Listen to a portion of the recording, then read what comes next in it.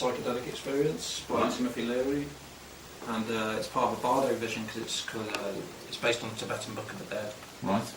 And in the Tibetan Book of the Dead, when you're about to die, these bardo visions, there's wraith visions, there's knowledge visions, there's positive visions as well. You see, Right. So supposedly you're supposed to go for these, almost like hallucinations, I suppose, when you die. Yeah.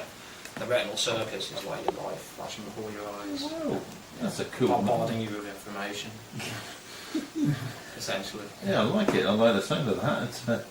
And how long have you been playing as the Retinal Circus then?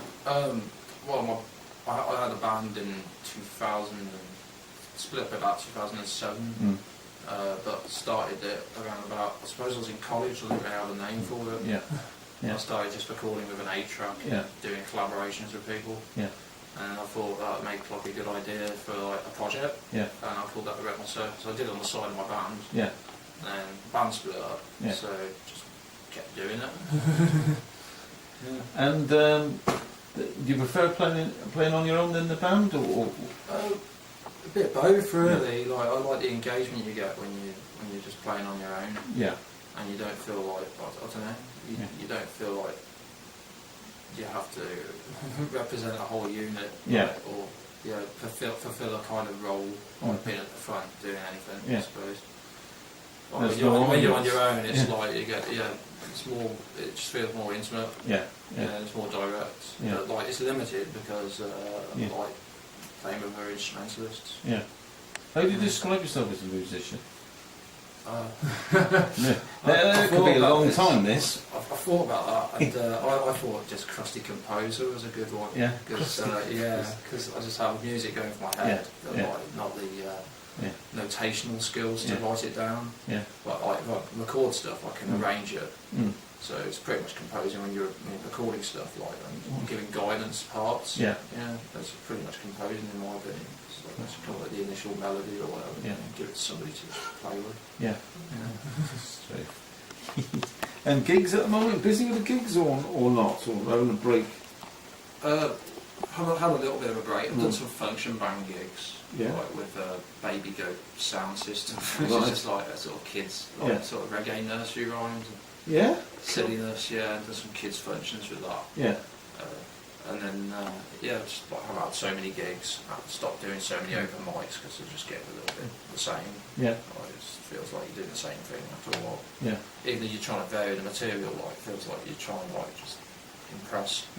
Yeah. I don't like that. I was just playing the gig and just being yourself, I suppose. Exactly.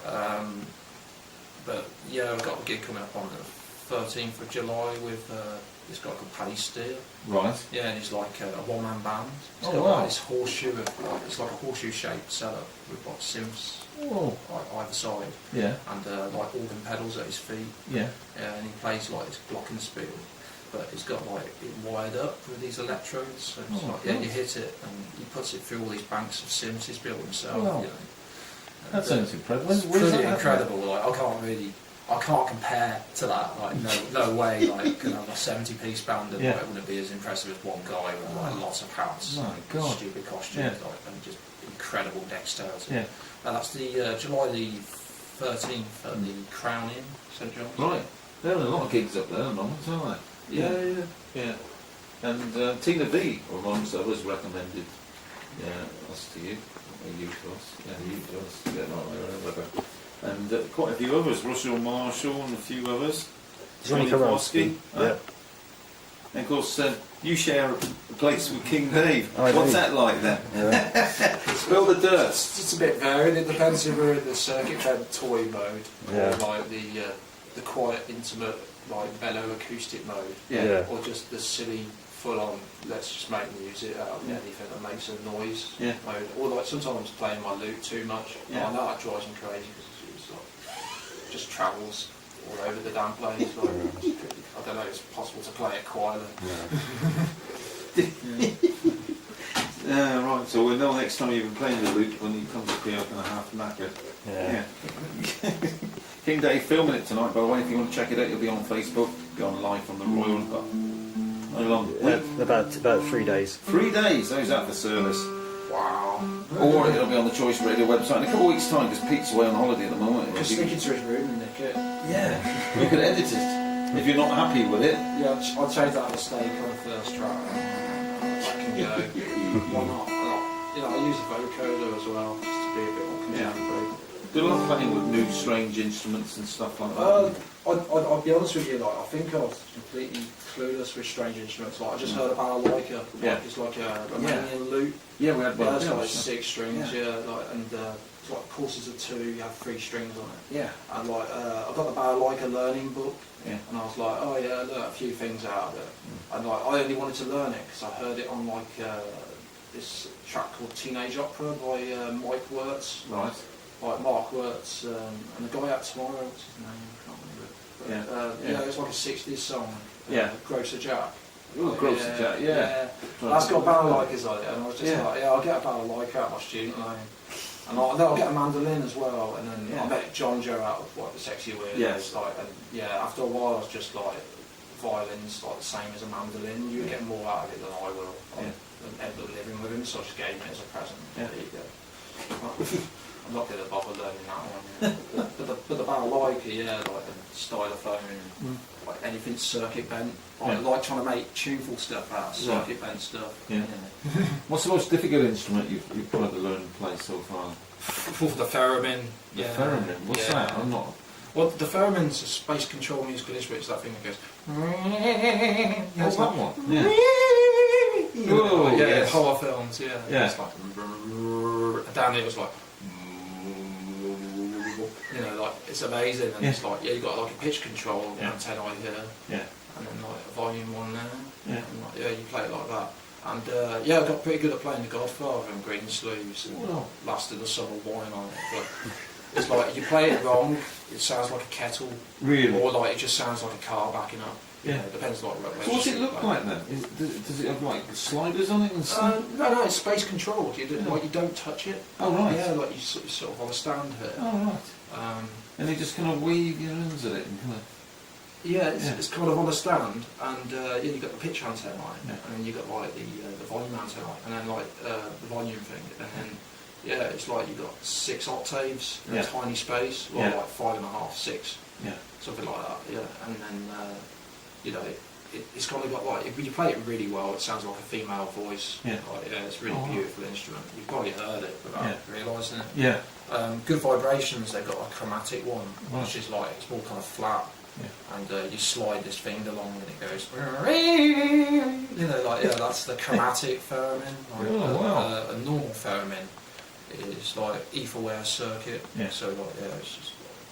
You could have like little optical theremins as well, like little tiny ones that like only got about like an octave and a half in them or something, and not very much control, because it's just basically it's like a light sensor and you just go.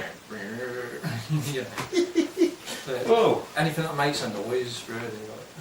Cool. The most random instrument I've utilised is a washing machine. A washing machine? Yeah, that was interesting. Yeah, tell us about the washing machine. I don't know what it is. It was Halloween and decided to put it through a ring modulator, which the thing they use for the Daleks on Doctor Who. To like get rid of the trick-or-treaters and like called it the sacrificial death of Metal Mickey. Like just looped it through like a loop pedal, built up like probably wrecked like some college microphones, probably worth about £1,000 doing it by putting them in the back of the spinning part of it. You still got it? What, the washing machine? It was my parents. I don't know if I broke it doing it. Oh, that is random, that is, Right, time for another. What are we going to do?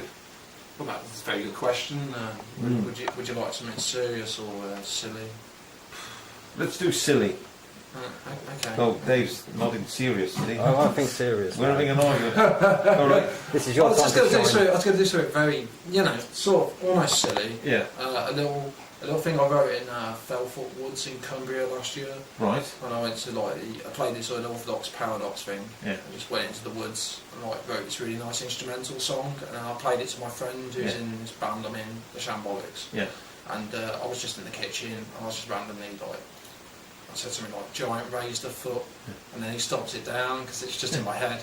And then I changed it so it's like, instead of being about a minstrel taking in the scenery and really Keats, it was actually then about like minstrel walking through like a little bit of scenery, and taking it all in. Really Keats description, and then he gets stepped on by a giant. So it's called Franklin and the Titan. Cool. And I don't think it's that explicit. I can change. Yeah, you better have it. I'll change one word. This is the mistress.